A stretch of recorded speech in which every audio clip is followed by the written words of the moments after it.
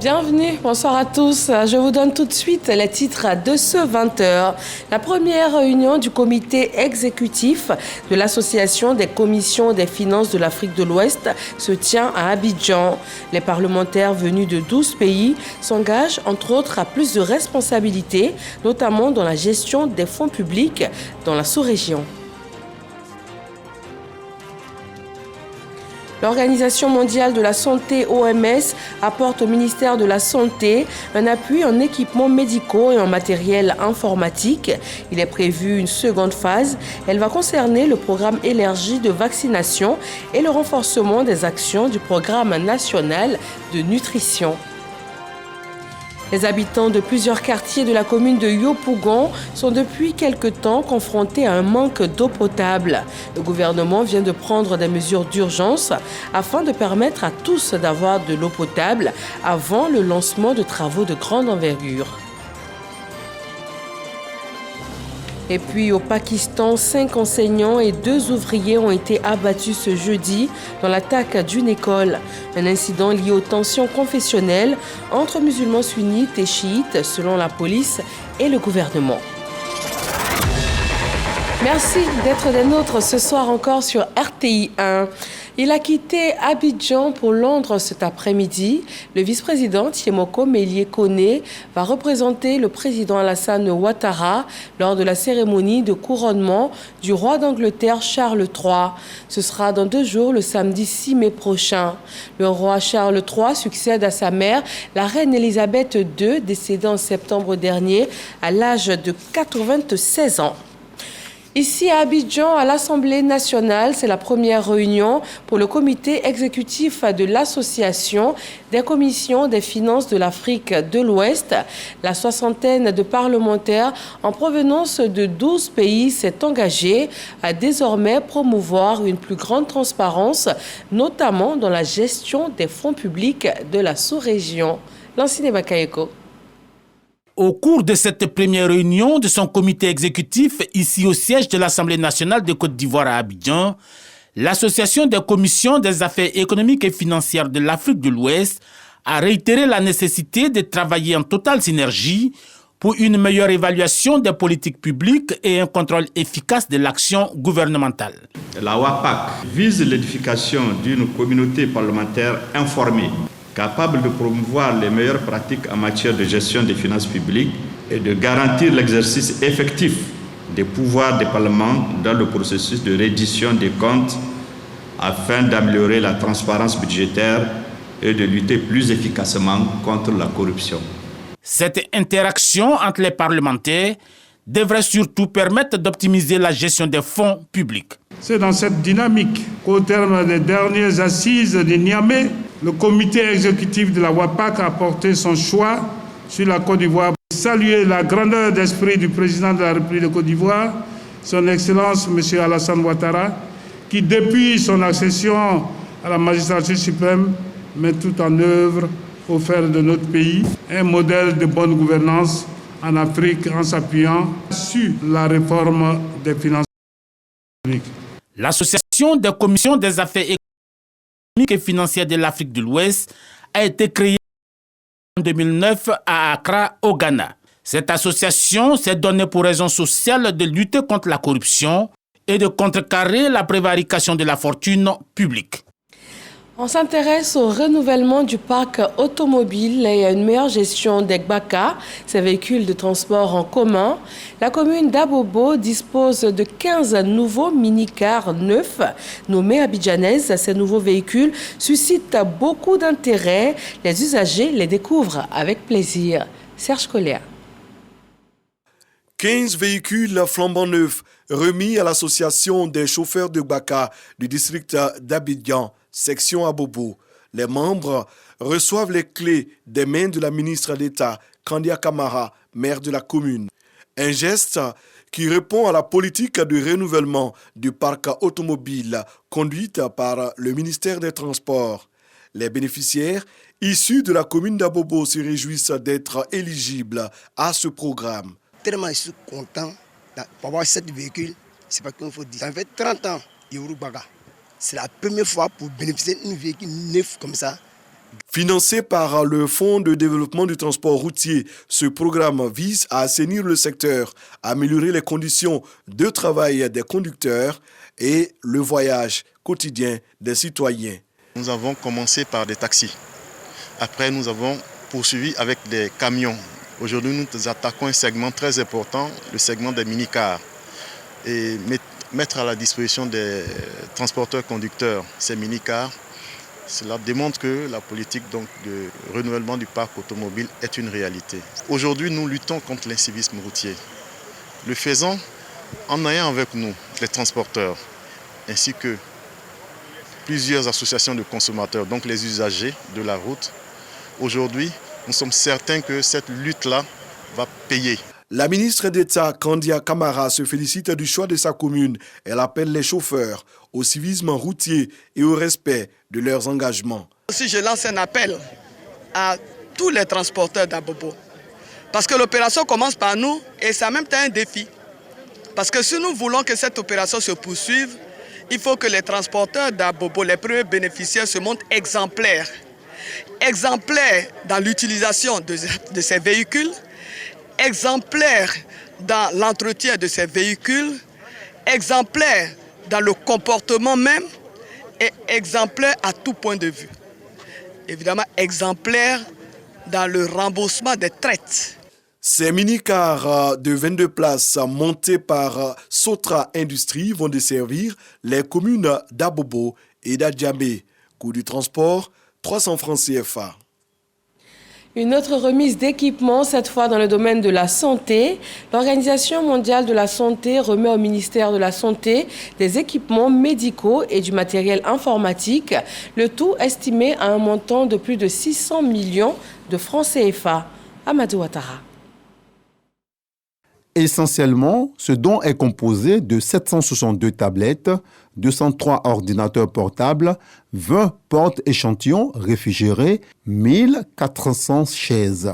Un geste de l'OMS, Organisation mondiale de la santé, qui réaffirme son engagement à contribuer à l'amélioration du système de santé en Côte d'Ivoire. Au nom de la directrice régionale de l'OMS et Dr Moueti, féliciter le gouvernement de la Côte d'Ivoire pour les efforts inlassables et les progrès importants réalisés pour la santé et le bien-être des populations vivant en Côte d'Ivoire.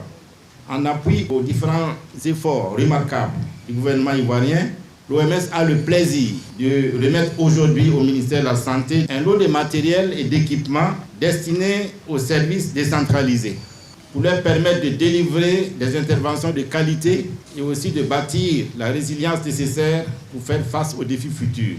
Réceptionnant ces équipements médicaux et informatiques, le ministre de la Santé, de l'Hygiène publique et de la couverture maladie universelle souligne que cette solidarité de l'OMS est un apport important. C'est dans le cadre de la coopération que nous avons avec cette institution que la cérémonie qui nous réunit aujourd'hui est capitale. Il s'agit de la réception d'un don d'un montant total de 613 818 641 francs, dont la première tranche s'élève à 309 984 200.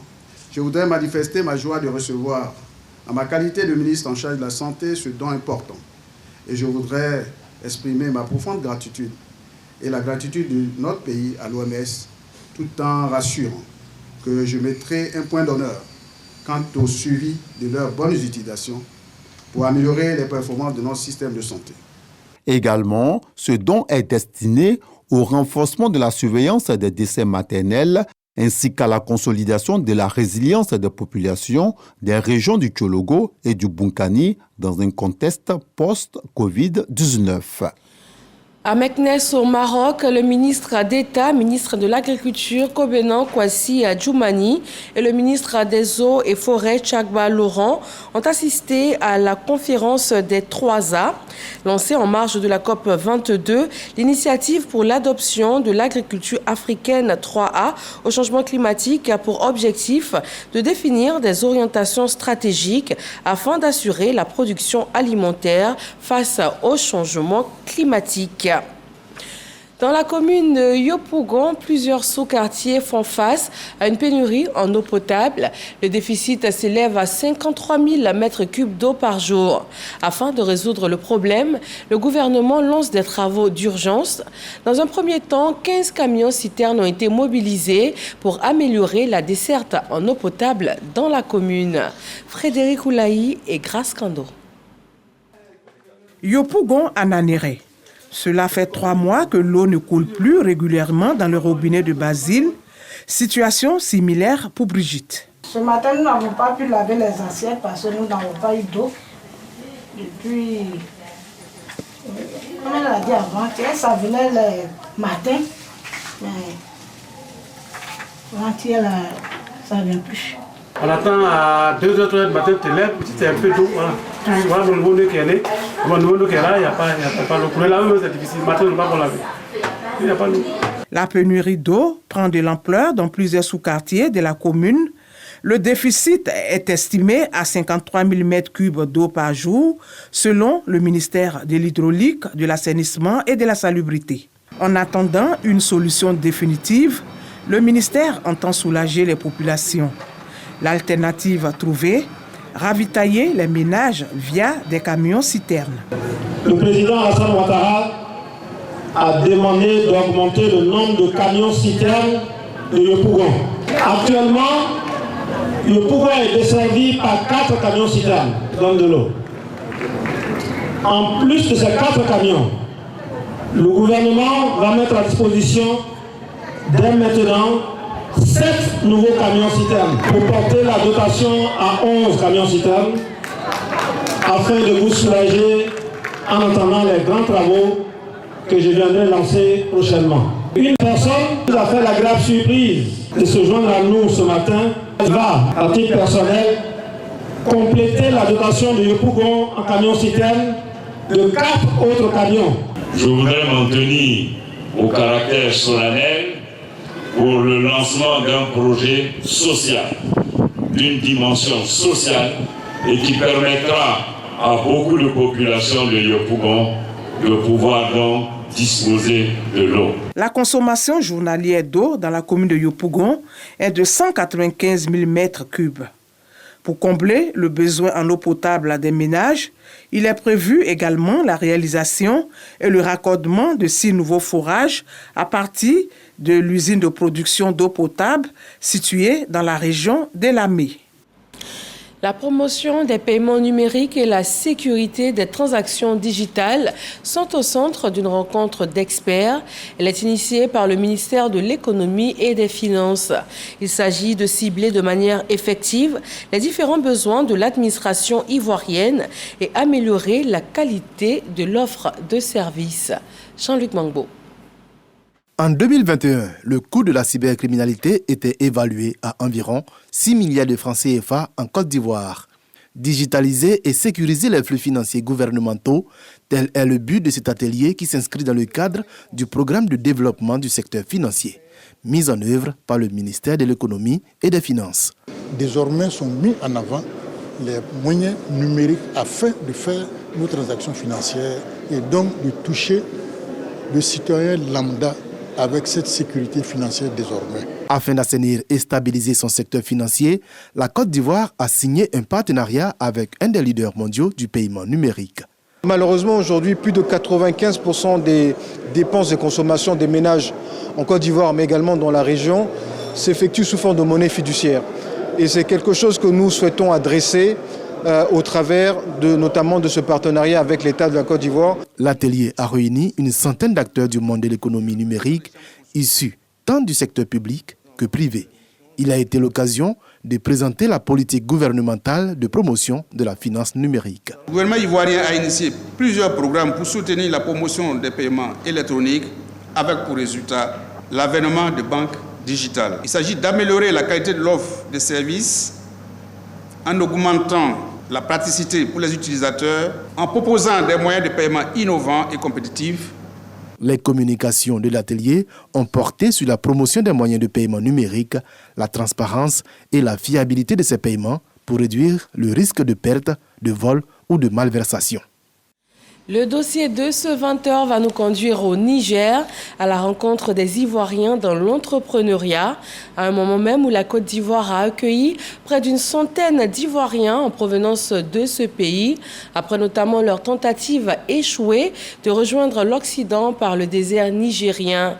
Mais ces Ivoiriens que nous verrons tout à l'heure, eux sont bien installés au Niger. Ils sont entrepreneurs, chefs d'entreprise à succès pour la plupart, et c'est le savoir-faire ivoirien qui s'exporte dans différents domaines d'activité. Voyons cela en images dans ce dossier signé Éric Goré.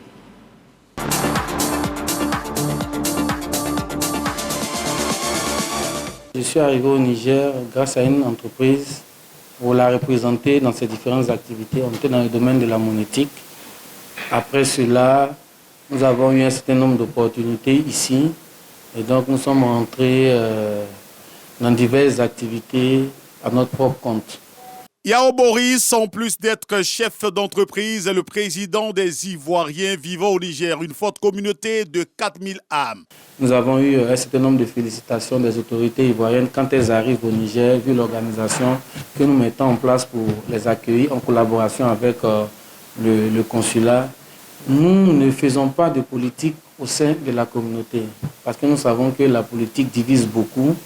Nous assistons les Ivoiriens quand ils ont des événements heureux, quand ils ont des événements malheureux, nous sommes aussi présents. Nous sommes tout le temps présents aux côtés des Ivoiriens qui sont au Niger. Il y a quelques jours, une centaine d'Ivoiriens ayant tenté en vain de rejoindre l'Occident en passant par le désert nigérien ont été renvoyés dans leur pays grâce au président de la République Alassane Ouattara. En revanche, ceux qui sont arrivés dans ce pays de façon légale se sont imposés. Aujourd'hui, consul honoraire de la Côte d'Ivoire au Niger, Victor Akessé a d'abord travaillé dans plusieurs entreprises avant de fonder un établissement. Je faisais l'audit, je faisais la tenue de comptabilité des commerçants et puis des sociétés. Et il m'est venu l'idée de pouvoir créer une école de gestion, mais surtout une école tournée vers l'expertise comptable.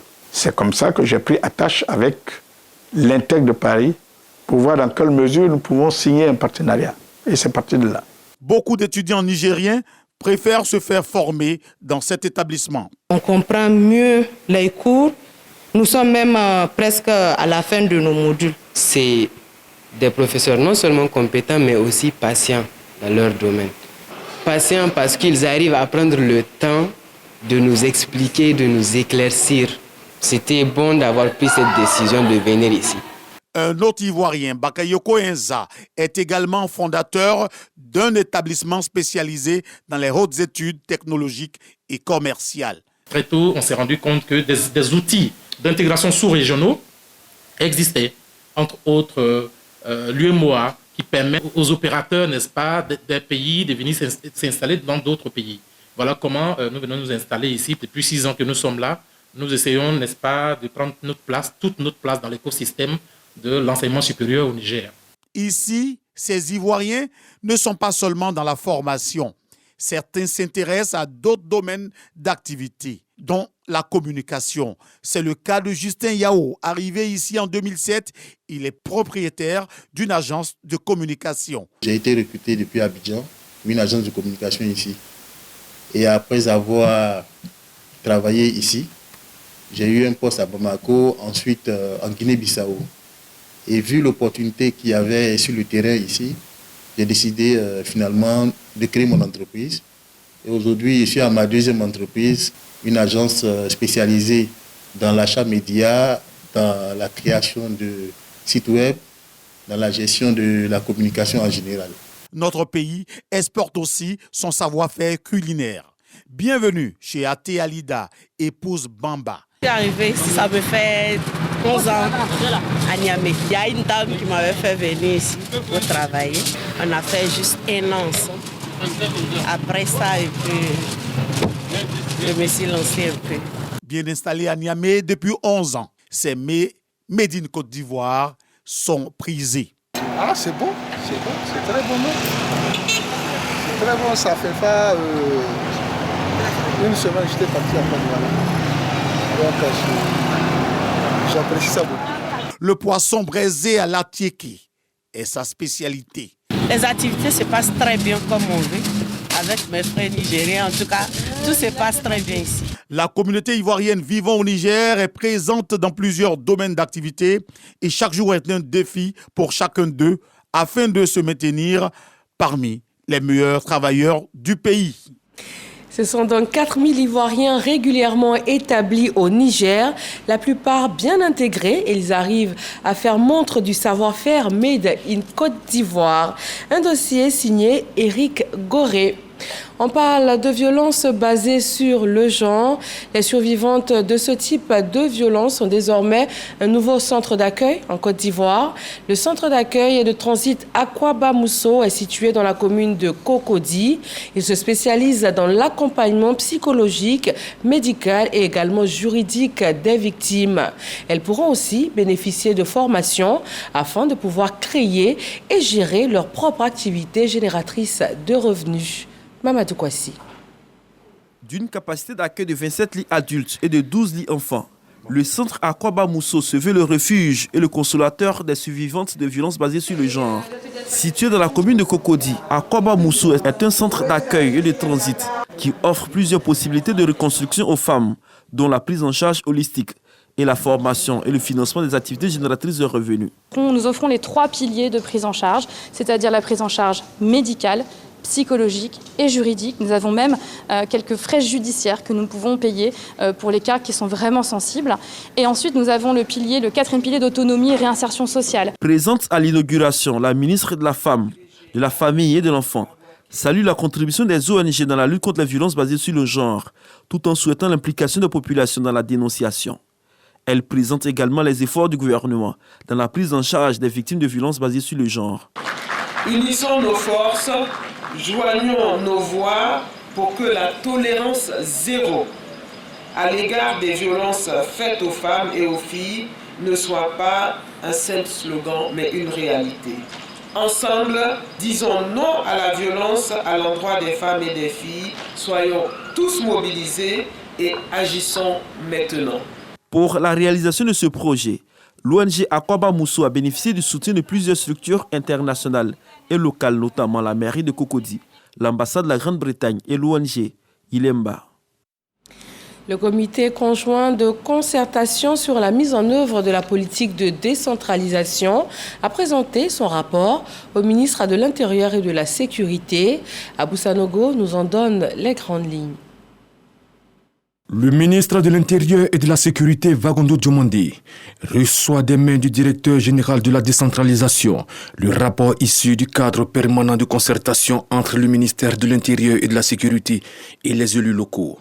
Ce rapport est une synthèse de l'état des différentes observations et recommandations formulées par l'Union des villes et communes de Côte d'Ivoire, l'Assemblée des régions et districts de Côte d'Ivoire, des organisations syndicales et professionnelles de collectivités territoriales. Nous sommes les bras séculiers de l'État dans le cadre de l'aménagement du territoire. Nous pensons que ce processus permettra à terme de faire de la décentralisation un des piliers de la bonne gouvernance voulue par le président de la République qui veut une Côte d'Ivoire solidaire avec des soubassements assez forts. Pour le ministre de l'Intérieur et de la Sécurité, Wagondo Diomondi, ce rapport est le fruit d'un travail de réflexion d'engagement en vue de contribuer au développement de la Côte d'Ivoire. C'est vous qu'on voit au quotidien.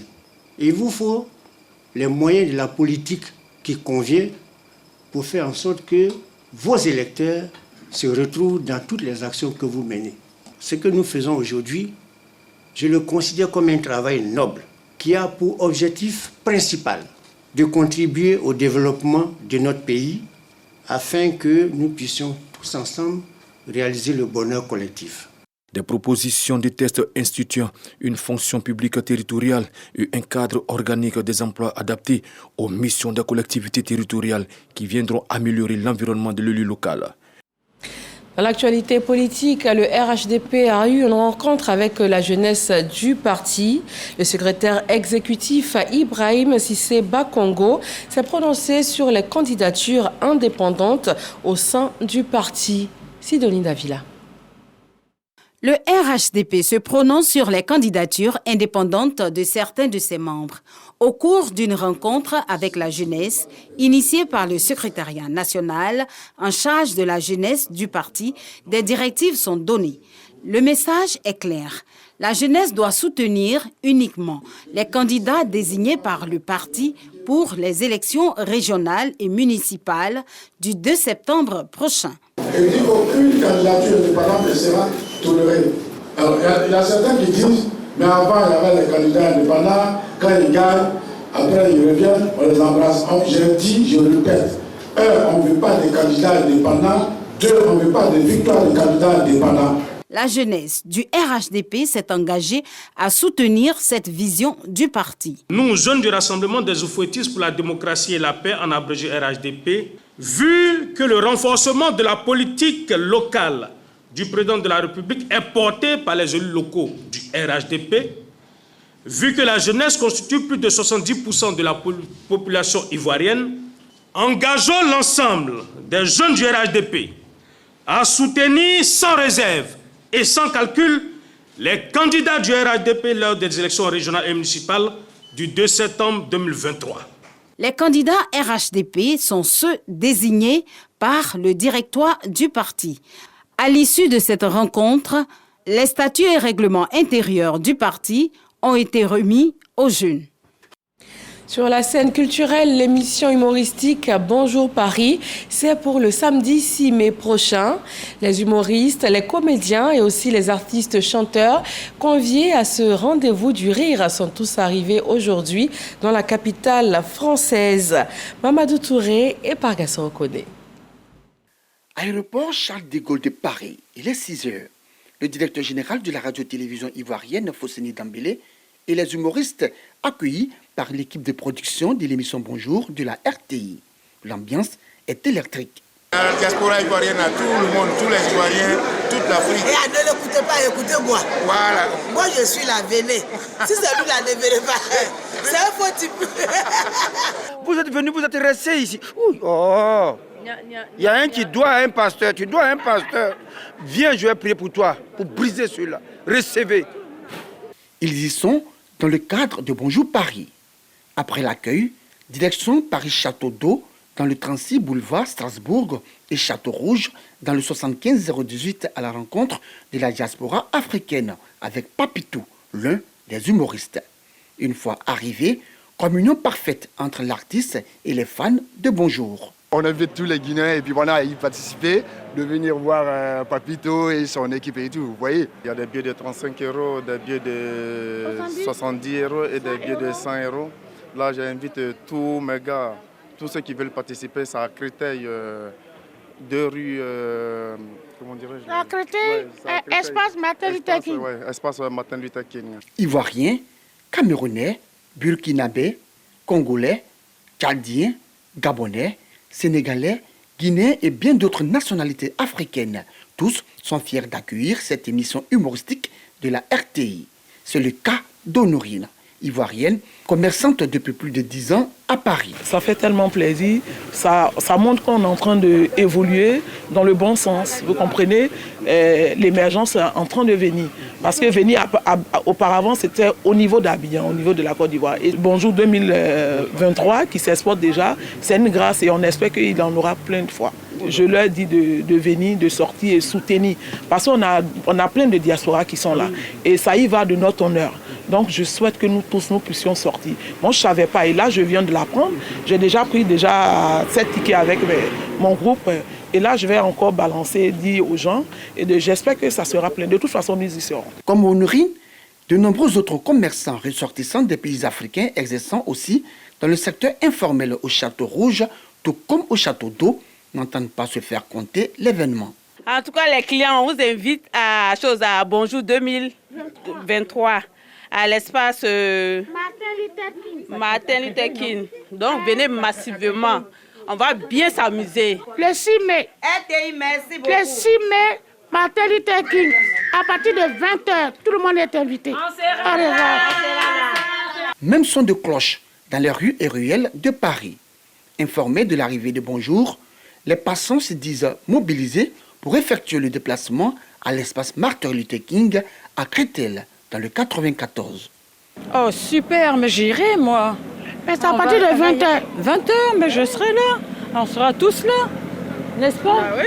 La 3e édition de ce grand rendez-vous du rire de la radio-télévision ivoirienne RTI, Bonjour Paris, c'est ce samedi 6 mai à partir de 20h.